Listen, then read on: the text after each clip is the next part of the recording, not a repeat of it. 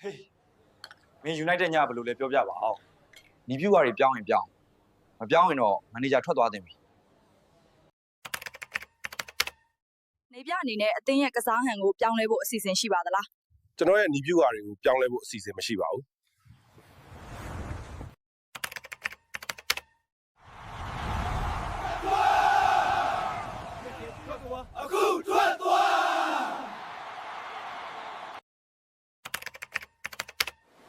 ဒီနေ့တော့မင်းတို့နိုင်မယ်မထင်ဘူးငါတို့ဘယ်တော့မှပြန်မနိုင်တော့ဘူးထင်တယ်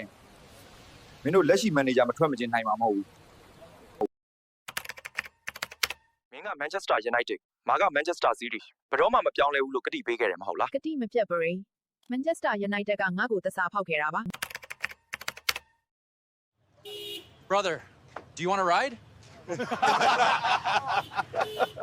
No, brother. The gate is closed.